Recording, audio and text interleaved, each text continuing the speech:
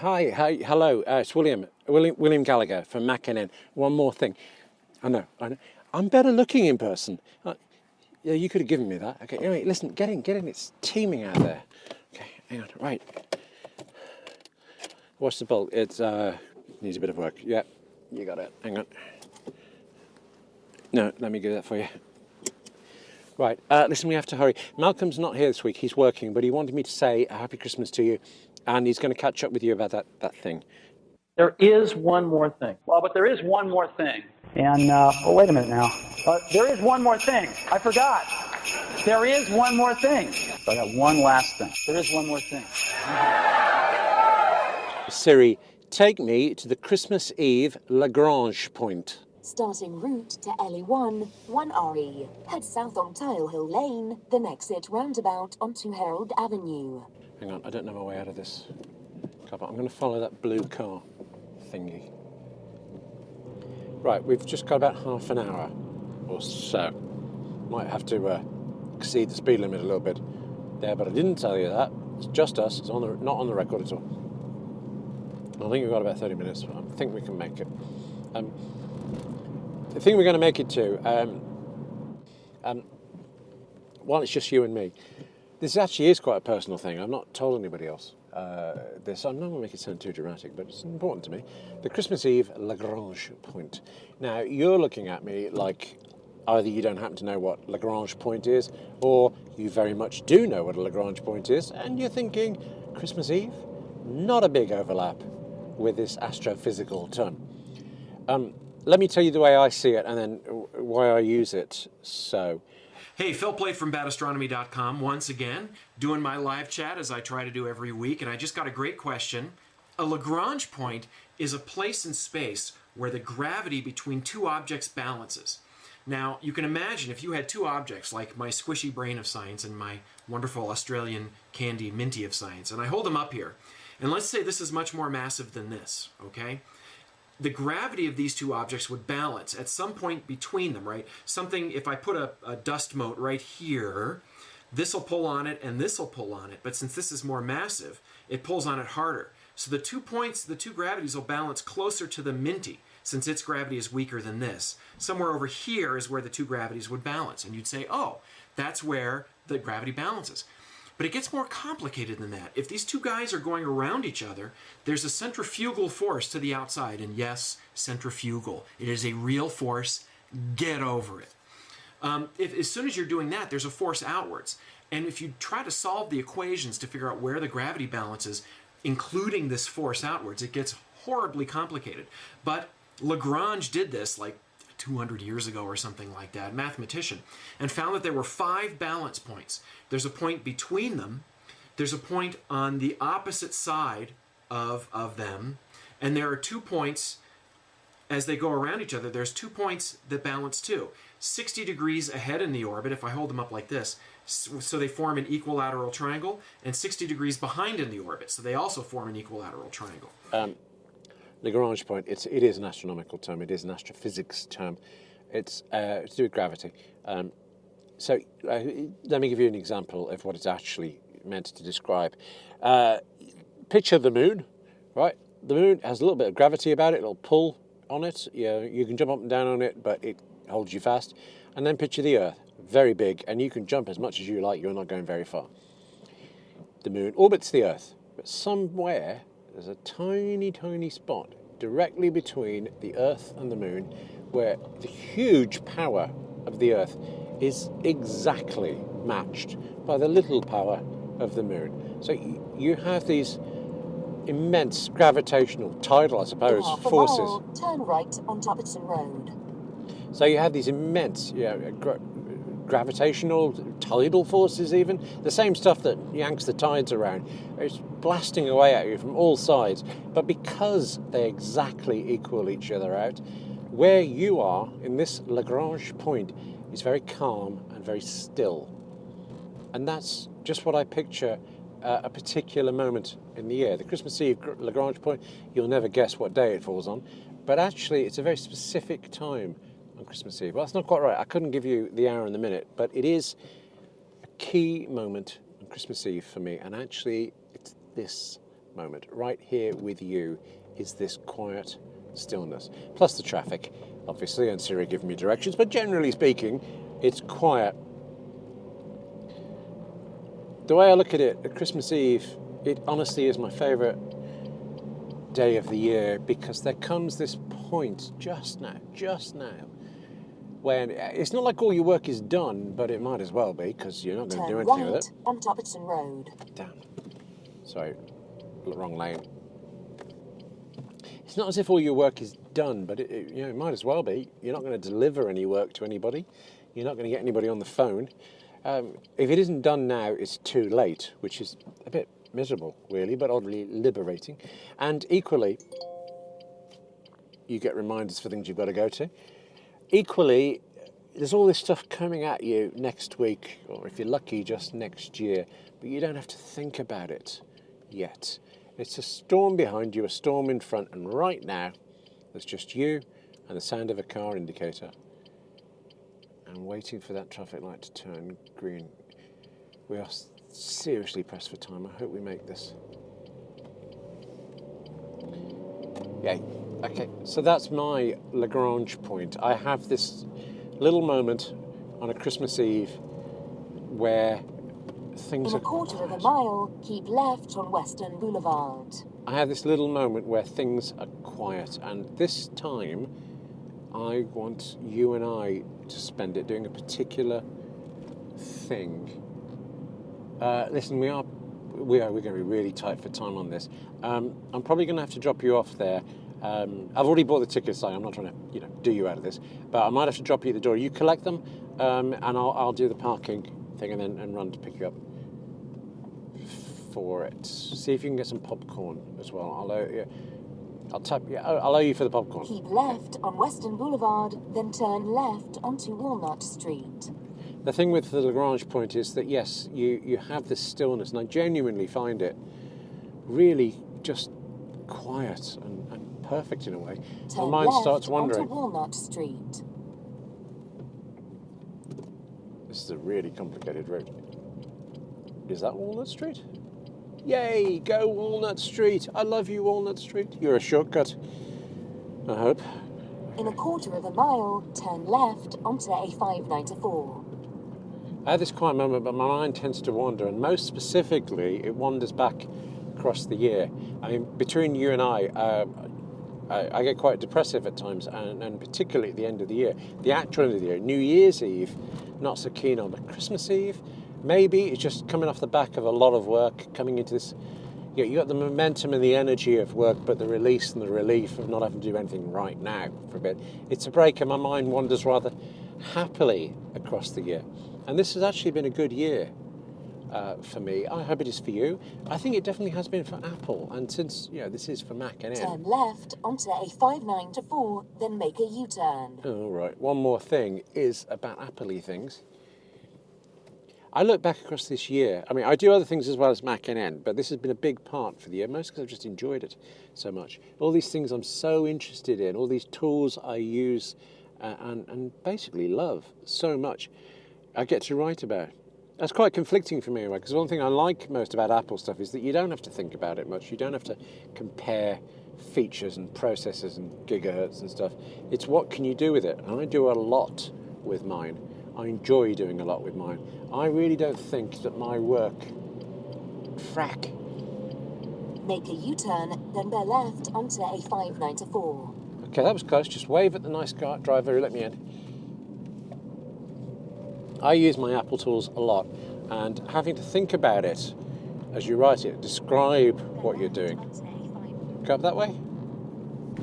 Seriously, this is the most confusing route. Something I don't understand, I really don't understand, is why Siri doesn't always feed itself through. That's got to be 30 miles an hour, I've got to slow down there. Why it doesn't feed itself through my car speakers, and sometimes it does. I want it back feeding through car speakers. I use my Apple tools a lot, and writing about them actually makes me very conscious of that. I start quantifying it. What do I use for what? And this year, that's changed. So it's changed because new products came out. It's changed because I'm doing new work. And I find the moment of reflection of just seeing what you do is actually rather enjoyable. So, yeah, look back at last year. That was pre this. There was last year there were rumours, but there was no sign of this. But we're not quite finished yet. We have one more thing to come.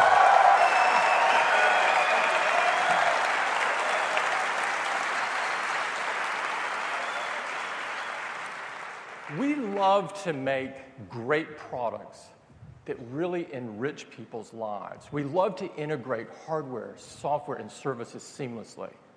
We love to make technology more personal and allow our users to do things that they could never have imagined.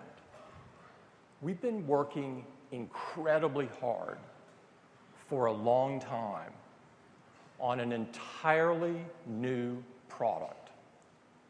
And we believe this product will redefine what people expect from its category.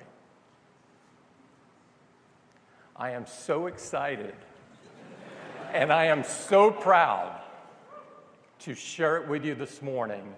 It is the next chapter in Apple's story, and here it is. You know, it's driven Apple from the beginning, this compulsion to take incredibly powerful technology and make it accessible, relevant, and ultimately personal. We've designed a range of products so personal, you don't put them on your desk or in your pocket, you wear them on your wrist. And we conceived, designed and developed Apple Watch as a completely singular product. You know, you can't determine a boundary between the physical object and the software.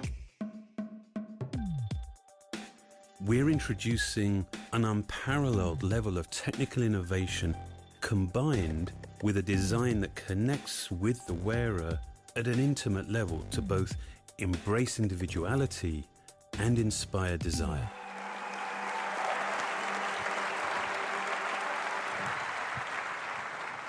Apple Watch is the most personal device we've ever created. We set out to make the best watch in the world, one that is precise. It's synchronized with the Universal Time Standard, and it's accurate within plus or minus 50 milliseconds. It's incredibly customizable, so you can find one that reflects your personal style and taste.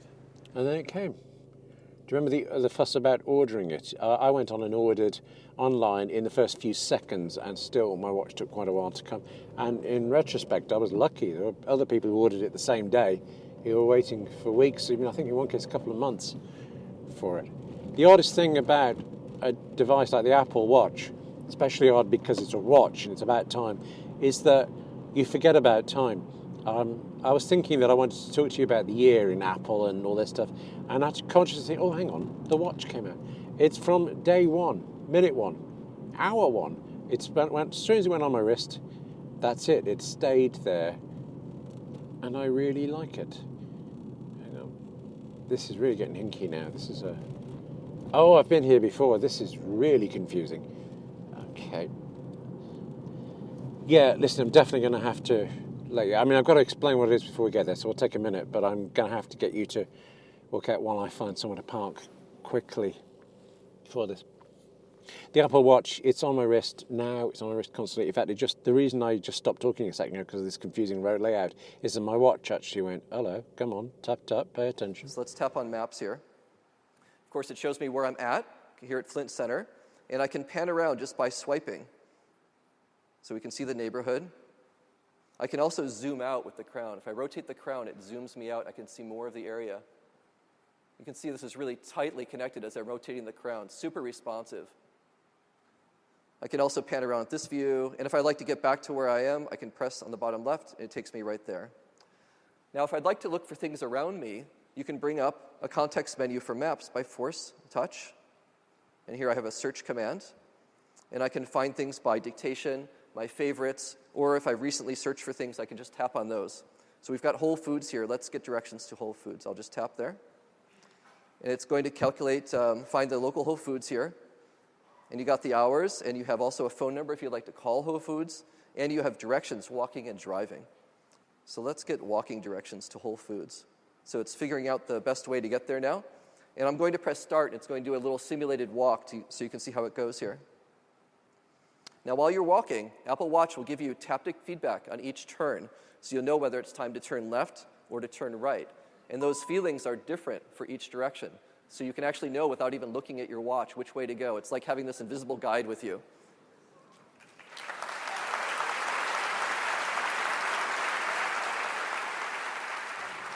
I find that incredibly useful, especially when I'm walking. Although it took a really long time for me to get to understand that car could have moved a bit faster.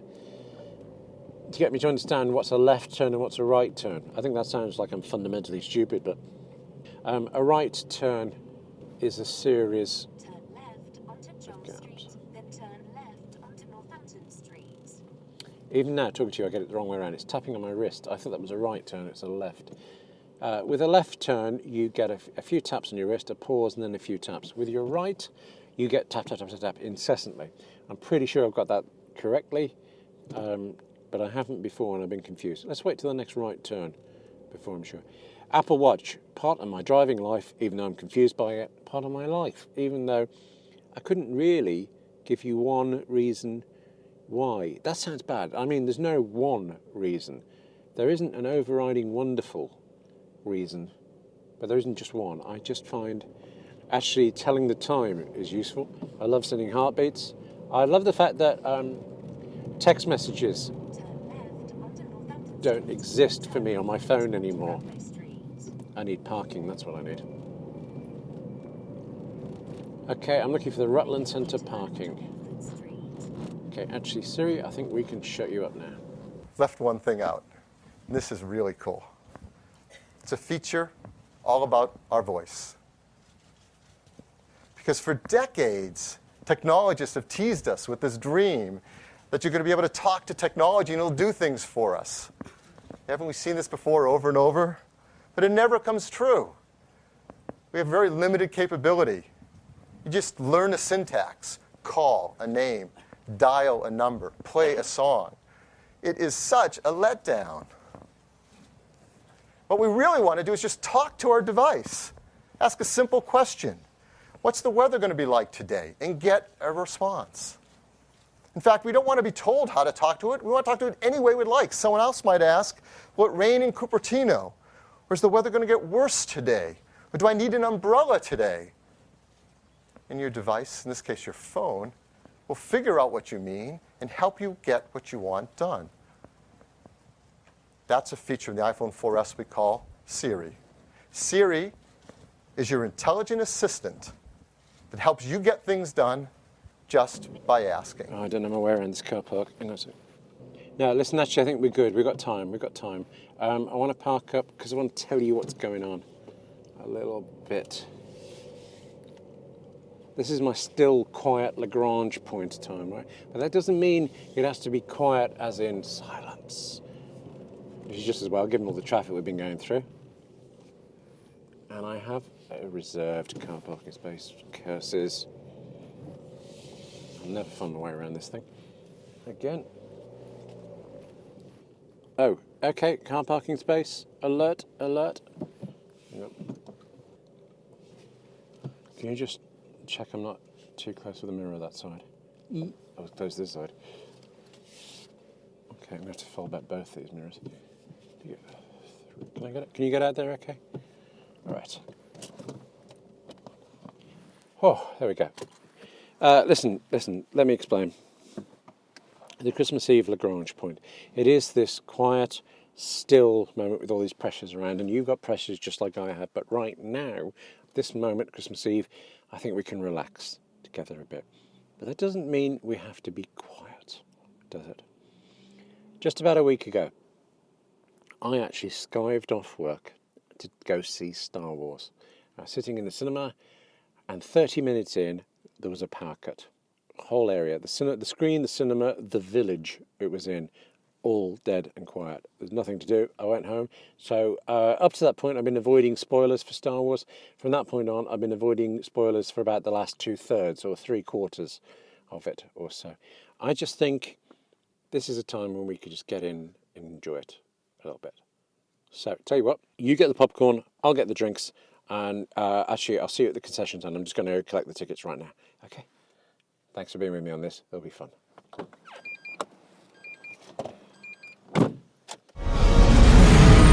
There is one more thing.